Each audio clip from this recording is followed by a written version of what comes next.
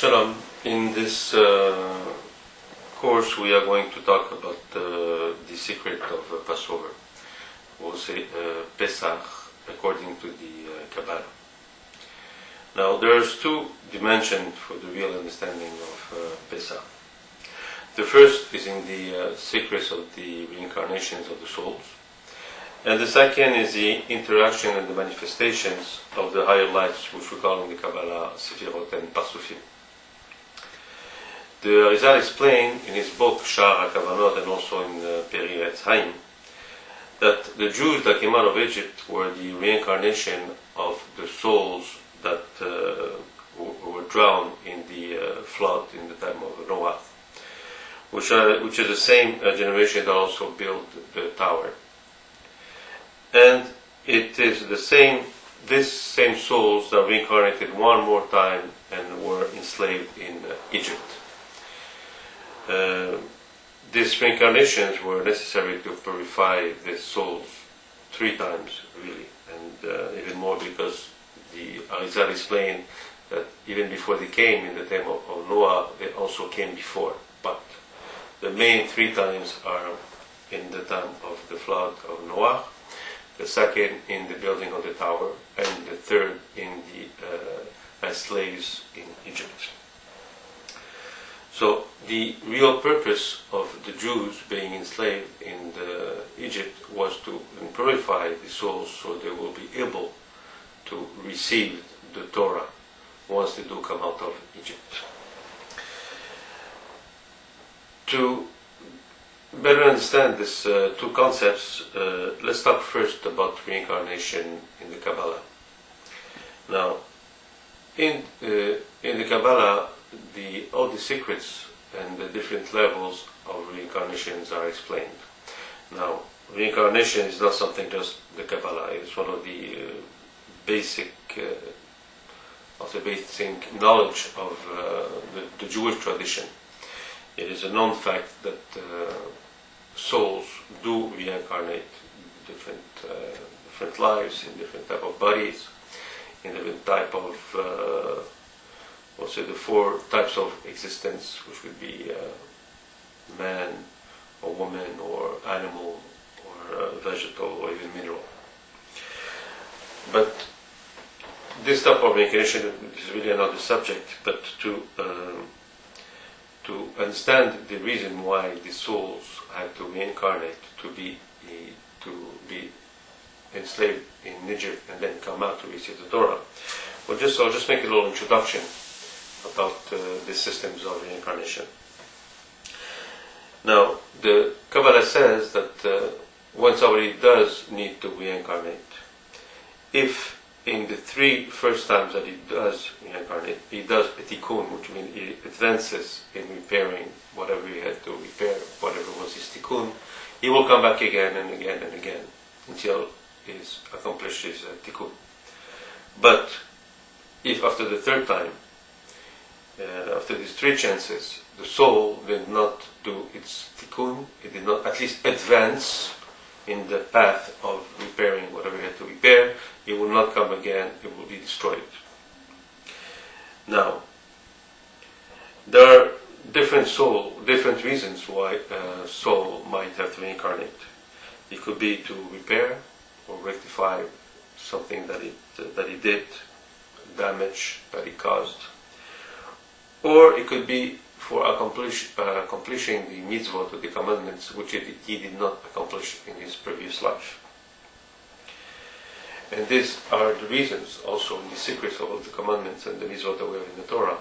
Each one has a special purpose and a deep purpose. And we don't know exactly which does what and what mitzvah does exactly what tikkun, but each one has a purpose of repairing, of helping the person to do its tikkun. Now, as there are 613 mitzvot commandments in the Torah, there are also 613 body parts, and there are also 613 parts to the soul. The Kabbalah explains that the soul has 613 different parts, which each one of these parts needs its own tikkun, as its own purpose. Now, failing to do like a positive commandment will do a certain damage, not only to one of the 613 parts of the body, but also the soul, which is spiritual damage. The same thing by doing something that is a negative commandment and doing it anyway also causes one of this, what we call kilkul, which is a damage. Now, if a man does do the tikkun of his soul, it is known that the soul has 4 levels, which we call nefesh, ruach, neshama. And the 4th one, which really divides in 2, so we can say has 5 levels, which is chaya and yechida. Now, these 5 levels, from the bottom and up, have to be acquired by purifying the soul, which means the soul, when it first comes, only comes with its bechina, which we call its quality of nefesh, which is its lowest quality. And even in this quality of nefesh, there's also very different levels and sub-levels of nefesh. But once a person does do the tikkun for his level of nefesh, then he can get his level of ruach and neshama and yechida chaya also. Now, the thing is, can the soul make all the tikkun of all its level in one lifetime? It can only on one condition, is that if it does come for the first time. I mean, if a soul comes, a new soul comes, which is very, very rare today, and does all the tikkun in one lifetime, yes, it can. But if it does not do all the tikkunim, and it has to come back, it will have to come back each lifetime to repair one level, which means one lifetime will be to repair nefesh, and then it will come one more time to repair ruach. And even if he has a very good life and he does all that he's supposed to do, he will still not get the higher level after ruach. He will have to die and come back again, and to get this level of neshama, and so on. Now, it is important to know that all the person, man or woman that exists today, very, very, very few have levels superior to nefesh. Now again, as I said in the beginning, at nefesh there's different levels. There's low levels of nefesh, but there's also higher levels of nefesh. But it's still the first lowest category. Most men only have these levels. And even by coming life after life, and even by doing progress, they still just climb up the level of nefesh, but very, very few get to the level of ruach, and of course even less to level of neshama, and the highest. Now,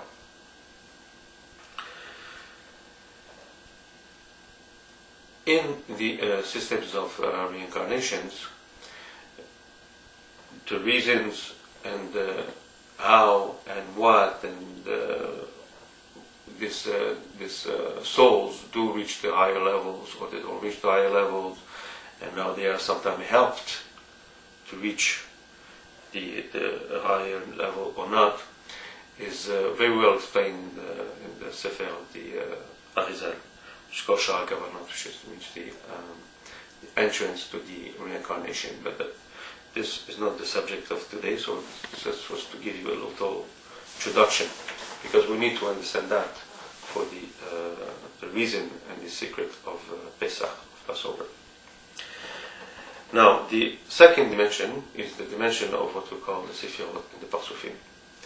Now, Sefirot is the way the Kabbalah explains the manifestations of the light or the power or energy of God here in our world and the worlds above it. Now, His light or energy is perfect. By perfect, we mean it is one, it is equal, and there is no differences. It's a concept that it's, again, a bit hard for us to grasp, but it is one, perfect unity, simplicity, perfection. But as we can see here, the manifestation of God are different. There's manifestation of bounty, there's also rigor, and there's different types of rigor and bounty. And these levels are the result of the Sefirot. The Sefirot, which are like types of filters that take this unique light and transform it into different type of qualities. Okay. Now, it is a very dynamic system, which is the basic of the knowledge of Kabbalah. To understand Kabbalah, we have to understand what is the Sefirot and what is all the systems, because the Kabbalah explains to us exactly how the energies of God are translated in our existence, how they are translated here, and how also we have an interaction with them. That means everything that we do, whether it's prayers, whether it's the commandments of the Torah, anything that we do, has an effect on the Sefirot, and has an effect on what goes up and what goes down. The same thing for the guidance, how God directs or guides the whole world, nature, everything, has to do with His light being translated or transformed by the system of Sefirot. So, there is in the Sefirot, this type of filters, there's also what we call Parsufim. Parsufim, which in Aramaic means face or visage, is of course a group of different things, like in a face, we have the mouth, we have the nose, eyes, ears, etc. And even if there are different, these different aspects of the face act in harmony, right? They make one whole. In the Parsuf, in Hebrew, the Zohar explains that is sometimes one or more than one Sefirot, could be to 6 Sefirot, which get together and act like one. So we have Sefirot like Chokhmah Bina, which is bounty or Bina, we can say discernment. They act as one Sefirah alone.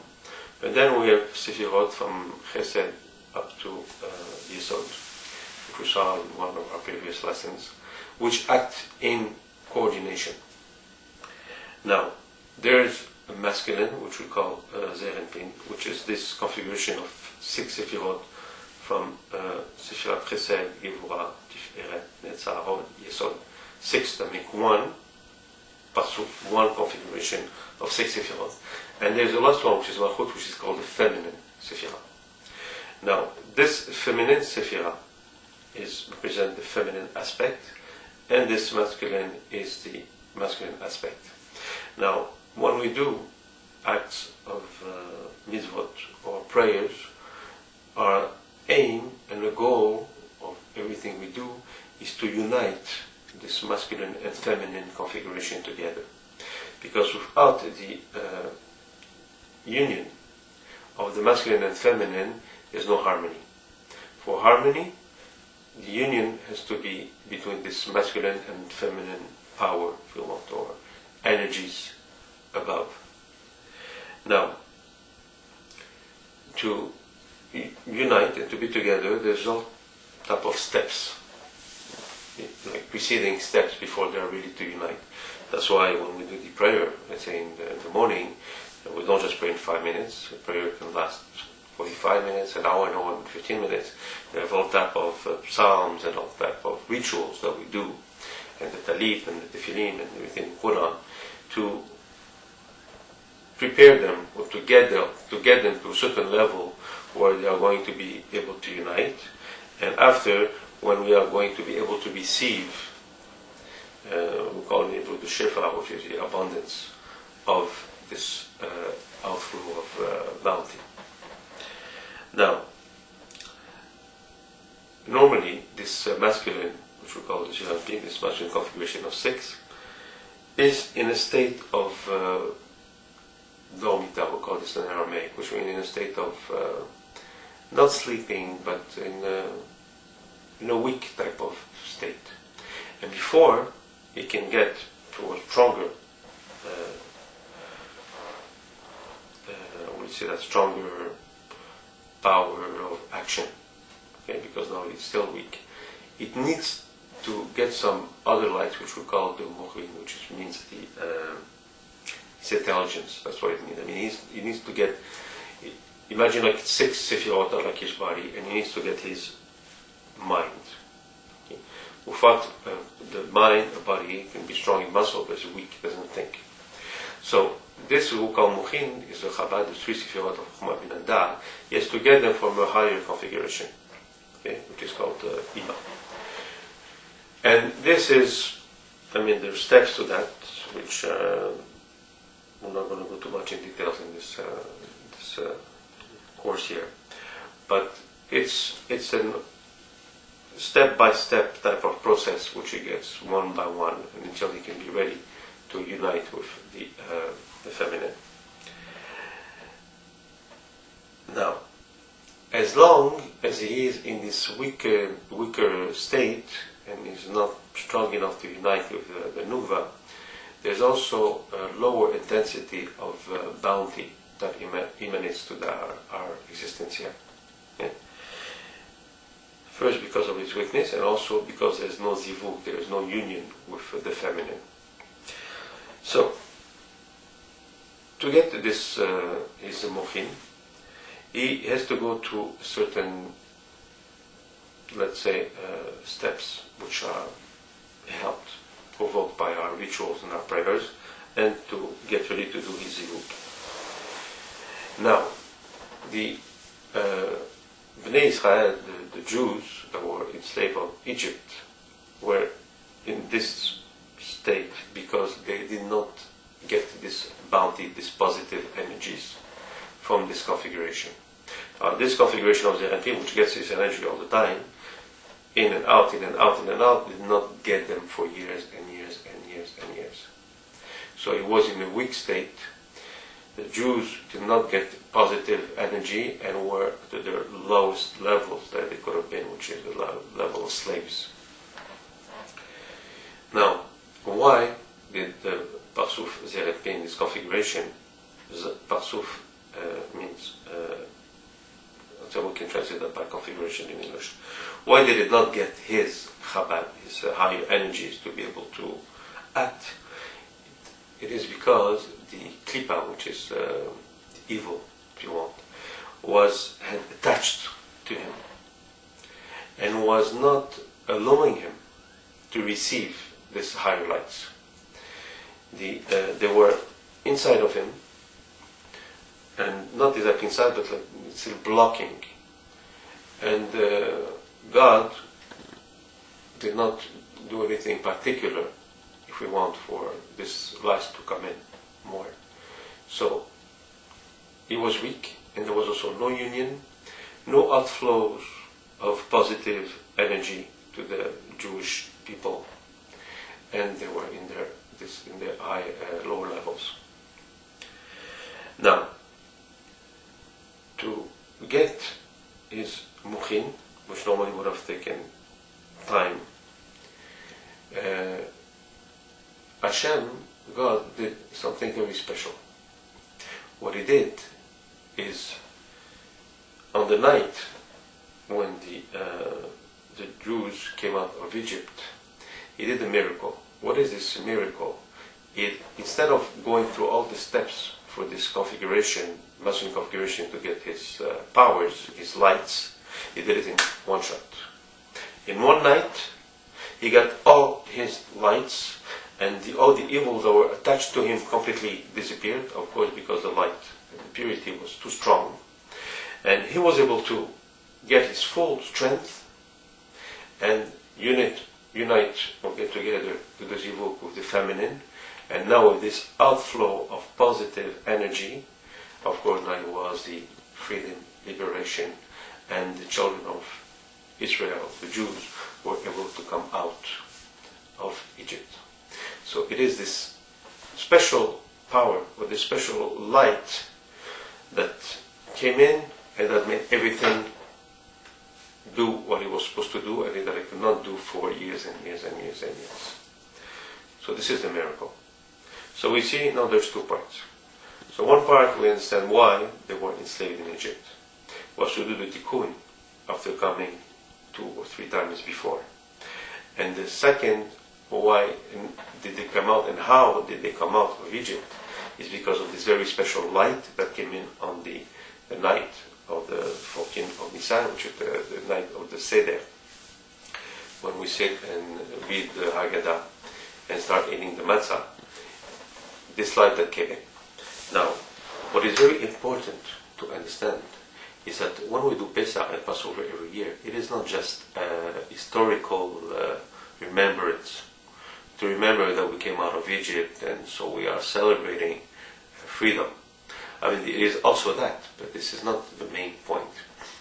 The main point is to understand that this special light that came in on the 14th of Nisan, I mean on the night when they came out of Egypt, comes out every year on the same time, one more time. So we have this outflow of positive energy, exactly the same 3,400 something years ago. And now the same thing comes up one more time, and this is why we do Pesach. So this year, now that you know a little bit more about the subject, I hope that you will feel this positive light and realize that this is a miraculous evening that we do celebrate. Chag Sameach. Shalom.